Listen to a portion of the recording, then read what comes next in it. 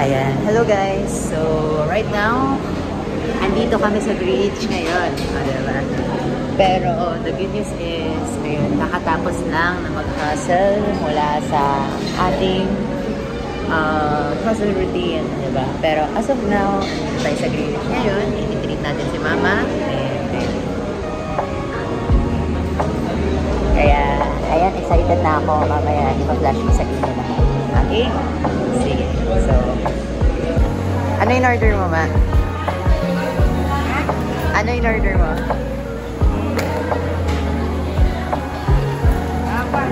Chicken. Chicken, tsaka Pizza. pizza. At saka ano? Carbonara. Carbonara. Oh. At saka ano?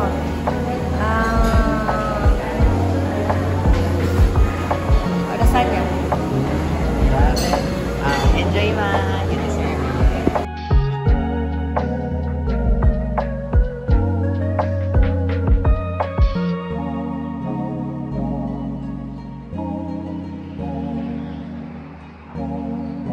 So, ayan guys, dumating na ang ating food. Ayan, so, dinner with Mama. Ayan, so, grabe. Talaga masabi ko is napakasarap na kumain. Lahat ay pinagtuturan mo, pinaghirapan mo. Dahil at the end of the day, ang pera nagagastos, nawawaldas. Pero the moment na may negosyo ka, may passive income ka na pumapasok-pasok sa pera mo na talagang hindi mo namamalayan may pumapasok na pera sa'yo. Ang sarap kumain dahil nakitreat mo pa. Diba? Kaya, ayan.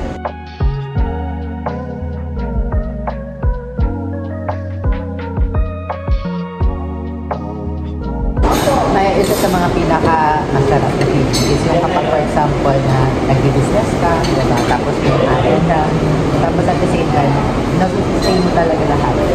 Yung wala kang problema sa pera, ang pinaka-masarap sa feeling na, lalo na sa age ko, 17 years old ako, diba? Sabi ko, nung nag-start ako sa business, wala naman talaga ako alam, diba? Technically, mahihayin ako. Pero yung sa mga pinaka-masarap sa feeling is yung talagang na-enjoy mo yung life mo, yung nakakain ka naman ayos. Dahil, syempre, hindi ka nag-aalala ng expenses, di ba? Kasi sa yung nag-aalala ka sa expenses na nag-ano ka, na kasi syempre, hindi stable yung income mo. After mo nagtrabaho, after mo nag-bibili ka, tapos kakain ka ng masarap sa isang linggo. Isang linggo mo, pagkubo mo ng isang araw. Unlike kapag may stable ng source of income, passive ang income, napakasarap sa feeling na kahit ilang gastusin mo kahit magkano ang gastusin mo, wala kang pake. Hindi ka maghihinayang. Siyempre kasi wala pa naman ako nakikita namin. Kapag doon kasi... Kaya sinishare ko lang sa inyo yung best. Kapag doon kasi dumating na sa point na parang doon na hindi ka na kapag dumating ka na sa point na hindi ka na hindi ka na nababago sa gastusin, di ba? Isa sa mga ibig sabihin is talaga nag-grow ka na sa psychological wallet mo. Kaya,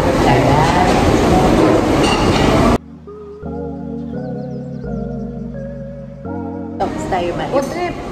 Yung talks tayo, yung parang na regarding din talaga sa life, di ba?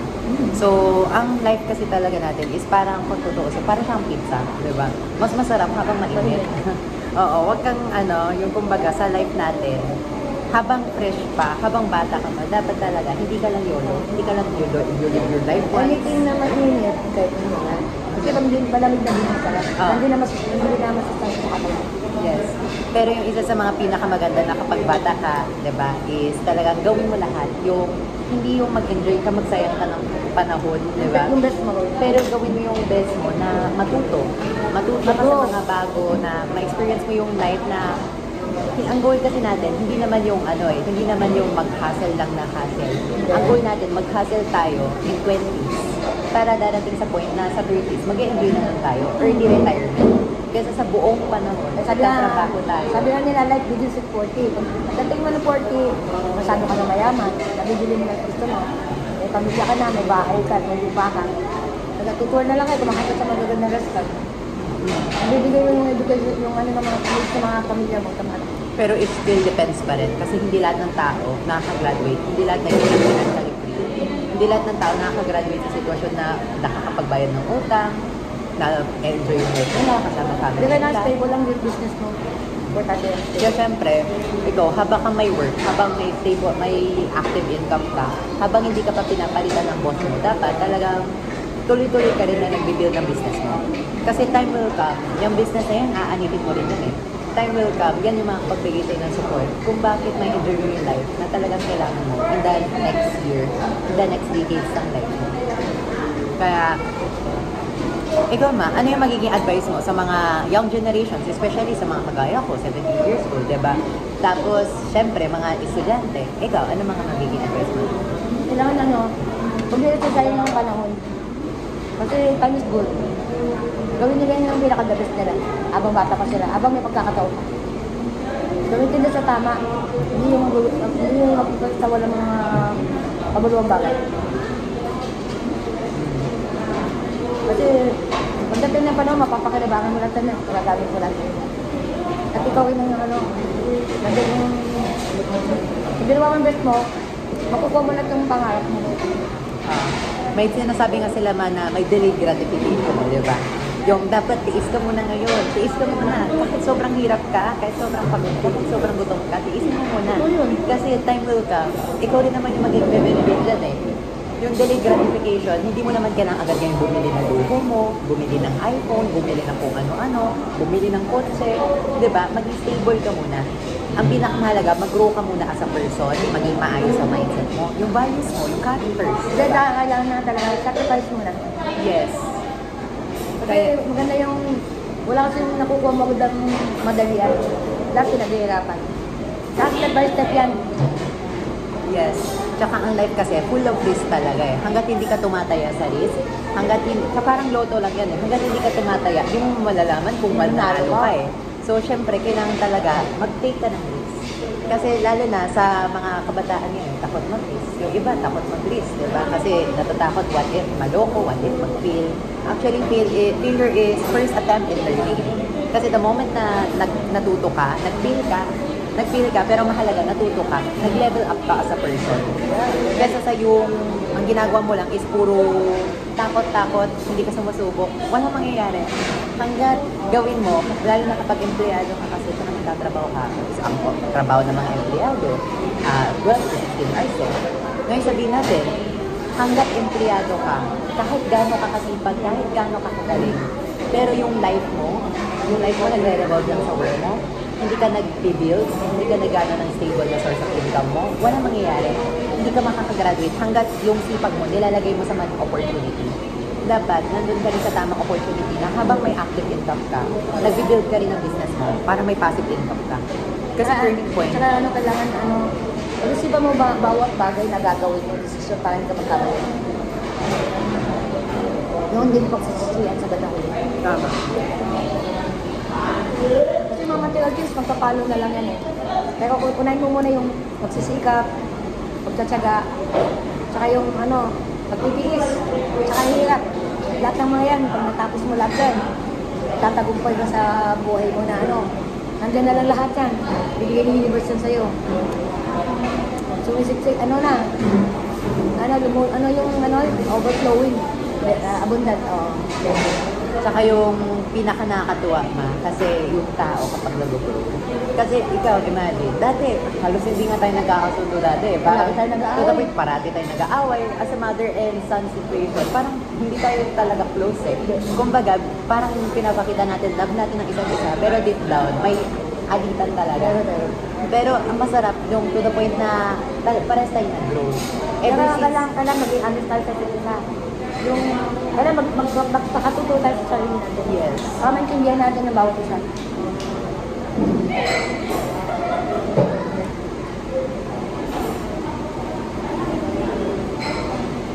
Tama. Kaya, yung masabi ko, life is, you only die once. Kaya dapat, syempre, habang buhay ka pa, sumusubok ka na. As long as bata ka pa, gumagawa ka na ng pagbabago sa life mo. Kasi time will come, ikaw rin naman lahat aanin yan. Wala tayo kung benefit. Kaya, nakakatuwa kasi, imagine, isang taon pa lang ako sa business, pero, ayan. Tapos ngayon, kasama na kita, tapos na-enjoy natin yung time natin, quality time natin as mag-ina, di ba? Parang dati, sabi ko, ang layo na life natin sa dati. Kasi we used to be broke eh. Yung to the point na yung magsanla ka ng mga alahas mo, diba? Masurvive ko na kayo. Para ma-survive mo kami. Pero to the point na dumating ako sa point na gano'n, only to find out, to realize na I'm not happy pala sa life ko. Na gusto ko pala na lang level up. So in short, parang pagod na ako, sawa na ako sa mahirap na buhay, sawa na ako sa lahat parati ganun yung life natin, yung cycle natin. Parang after nun, uutang na naman sa tindahan, parang may pagkain, tapos utang ulit, di ba? Utang bayad, utang bayad. O, kaya sabi ko, doon ako nagsawa sa point na yun. Kaya buti na, nakilala ko si First Class International nung pandemic, nung 2022. Kasi kung hindi ko nakilala, siguro baka ngayon, estudyante lang ako na problema pa rin school modules. Yung kung paano masolve yung mga algebra, yung ano yung kailangan mo isolve. Kahit hindi ko naman mapapakalibakan ng bandang uli. Yes. Kasi tatrabaho ko na. Kaya, masabi ko talaga is, buti na lang talaga, nag-business ako. Buti na na-involve talaga ako sa ganitong business. Yung mga eject, plus minus lang naman di ba ginagamit? Yes, exactly. Chinese nga eh. Kung titignan natin, most ng mga tao, hindi naman lahat ng most nationalities dito sa Philippines, Chinese ang mayaman. Tingnan mo, si Tony Takak Changko, di ba? Si ano? Henry Ano siya? Ang dami mga Chinese sa mga mayayaman. Bakit? Nag-negosyo sila. Ibig sabihin, mayaman talaga Pinas. Kasi nung alina, yung sinasabi nila na mahirap ang Pinas, dahil sinasabi nila na parati, bakit mahirap ang Pinas? Actually, nasa mindset ng tao yan. Bakit? Ang mga Pilipino kasi ikaw na rin naman nakakaalam yan. Kayo rin eh, before na ganyan din yung program eh. Ang sabi sa atin, parati anak, mag-aral ka na mabuti para kapag makapagtapos ka, makahanap ka na magandang trabaho, giginhawa buhay natin. Diba? Maluktot na ngayon yung sistema. Pero, it's not kasi Marami ang natapos sa pag-aaral, hanggang ngayon wala pa rin trabaho. tama. Kaya, ang mga Chinese naman, ang mindset nila, anak, ikaw aral mabuti para ikaw bantay ating negosyo. Diba? So, in short, napaka-iba. Iba yung negosyante, tsaka yung empleyado ngayon. So, kaya nakakatawa lang eh. Kasi imagine, ang dami mga Pilipino nagpupunta ng ibang bansa para magtrabaho, para mag-abroad. Excuse me? Excuse me, pwede makahingi ng sauce, saka tissue. Thank you. Kaya nakakatawa lang naman. Ang dami mga Pilipino na nagpupunta ng abroad para magtrabaho. Pero ang dami mga Chinese, ang daming Bombay, Koreano, Chinese, Japanese, nagpupunta Pilipinas para saan? Para magnegosyo. Thank you very much. Hindi natin nakikita doon. Ito na. Usually, mga Pilipino kasi, ang isip natin is trabaho talaga. Pero yung pinaka-problem talaga doon is hindi naman talaga trabaho, pero yung isip. Yung poor mindset. Kaya, yun nga, yung masasabi ko, hindi lahat financial literated. Kung tutuusin, ang daming mga Pilipino ngayon, walang alam sa inflation rate. Ang alam lang nila, inflation rate, price hike, ganyan. Pero hindi nila alam na, for example, eto, may nakilala ako, nakapagbenta siya ng lupa, 5M daw. Nilagay niya sa bangko. Ngayon, way back 2020 pa yun, nilagay niya sa bangko. Anong nangyari niyan? Siyempre, lumobo ulit yung inflation rate. Tapos, yung 5M niya, sumubo lang naman ng 1% sa bangko. Minus mo yung 419 na inflation rate sa 1%. O, diba? So, parang 3.19 lang. 3.19, parang lalo pa kang lumala. Diba? Ngayon, ang inflation rate natin, 5.3%. So, ang pera naman ng mayayaman sa bangko, ginagamit lang din ng mga bangko. Pero ini-invest din sa ibang tao. Yes. Kaya yun nga, habang ngayon, lalo na sa panahon natin, hindi na talaga akma yung programming na anak, mag-aral ka na mabuti para makahanap ka ng magandang trabaho. Dati kasi, isa lang may trabaho. Ang ganda na ng buhay. Kaya ng bumuhay. Di ba si Lolo Vic noon, kahit siya lang may trabaho, di ba buhay na kayo? Pero kahit siya lang, sabihin natin kahit siya lang, buhay na talaga kayo. Kaya po lang sa dami namin. Pero kung titignan natin, kung ang dati nga kahit lalaki lang nagtatrabaho, nanay nasa bahay lang nabubuhay Ngayon, dalawa na nagtatrabaho. Hindi pa rin sapat. Diba? Yung iba nag-OFW pa. So, in short, nag-iba na talaga yung program. Di Kasi bata pa namin, binigosyo na rin kami. Titinda kami ng mga ano sa palengke. Mga ginataan, nililibot namin, nilalakad lang namin. Makauwi kami ng bahay, ubis na yung paninda namin. Kaya alam namin yung value ng pera. Buti nga. Ay, ito ma'am, may tatanong ako sa'yo. Kung may babalikan kang experience sa childhood mo, ano yun at bakit? Sabi ko, Nung kabataan mo, gusto ko lang maglaro. Ayun, bata pa lang ako, nagtunegosyo na ako eh. Alam ko na kumita ng pera. Nagpupulot ako ng mga pako-pako, mga alambre, mga bakal. Binibenta namin sa junk shop pang magkapera kami. Tapos yung baon namin sa binibigyan ng daddy, ilalagay ko iba sa alkansa. Hindi ko lang inuubos yun. Minsan nga nilalakad ko na papunta pa uwi yung ano, hindi na ako nagtatricycle para ilagay ko, dagdag ko sa alkansa ko. Para pagdating ng bakasyon, marami ako pera. Makabili ako ng mga gamit ko, damit ko. grabe no, nakaka-inspire. Kasi Pero makanta pa ako sa singing contest. Pag nananalo ako, iniipon ko yung kinikita ko. Yung ibang grocery ko, binili sa bahay. Pero yung pera ko, tinatabi ko sa bangko. grabe no, nakaka-inspire. Pero yung sinabi mo na yun na mismo is yung paglalaro, tama. Oo, kasi yan, may kasabihan nga na it's either you play now or you play now, you hustle later.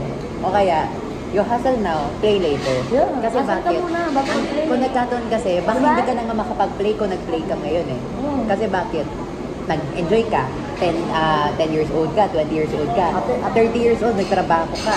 Until 60, baka hindi ka na nga nakabalik sa paglalaro. Importante, na-enjoy ko yung kabataan ko. Yung kami ng nag-release kami ng mga mga paper boat. Sa water, abang malakas ang agos ng tubig sa kanal, ang linis-linis pa ng kanal.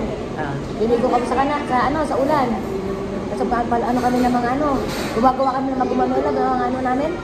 Yung mga palobo, gumamela lang ginagamit namin. Mabawa kami sa Angola, kung ano-ano pa. Masaya ang kabataan namin. Hindi katulad na yung kabataan ngayon, cellphone na hawak. Nagkakaroon ng defect yung mga mata nila at utak nila. Dahil sobrang taas ang radiation ng cellphone. Dahil noon, ang mga bata noon, tumatakbo, naglalaro, kaya maraming healthy bata noon compare mga bata ngayon. Mas marami nang matitigas ang ulong bata ngayon at mga may sakit. Deal talk. Pero, Mas mura ang bilihin noon. Kasi malaki pa value ng pera natin compare ngayon. maliit pang inflation na eh. Oo. Kasi kung sino yung presidente na ng Pilipinas ang umubo, tumas ang natin. Tax. Kaya lalo nag-iingat ang Pilipino.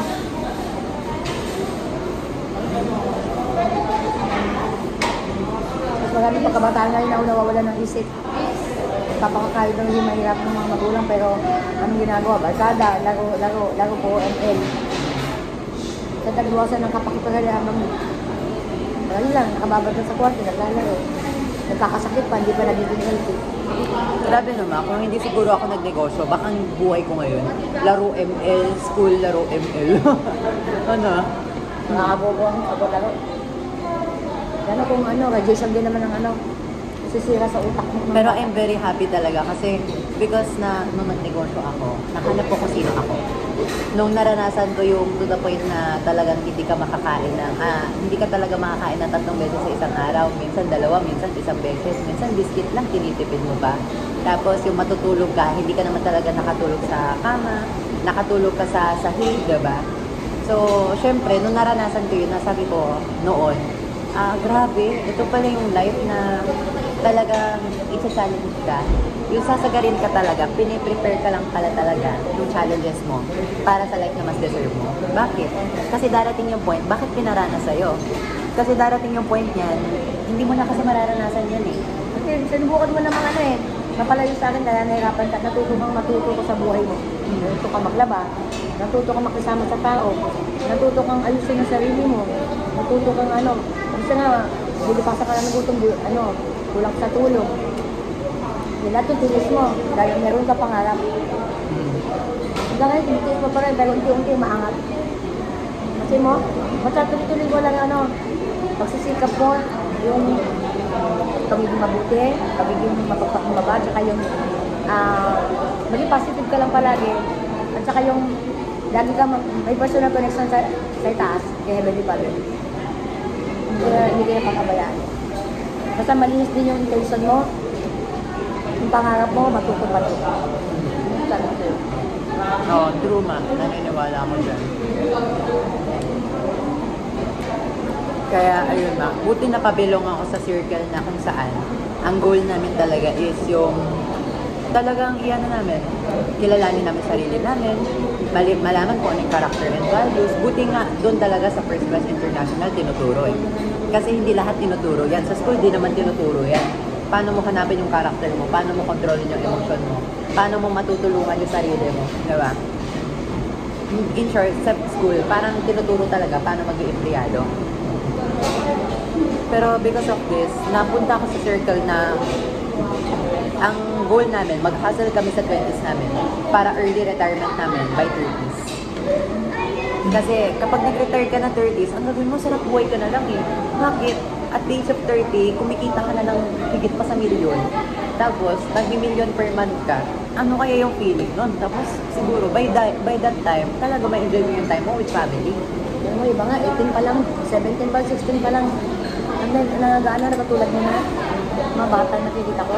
Ngayon, 25 pa lang, pero ano, nakakapag-travel lang ito yun, nabibili ng gusto niya kasi maraming silang pera. Yeah. Yun lahat nila ihirap, lahat ng pinagdaanan nila, failures, lahat. Tatry ka ulit, mamatipili ka, tatry ka ulit, hanggang ano, ayan yung balik para sa'yo. Ang mahalaga, habang nagpipil ka, natututo ka. Lalo ka tumatatag. Lalo ka natututo. Tama. Saka lalo ka nag-grow.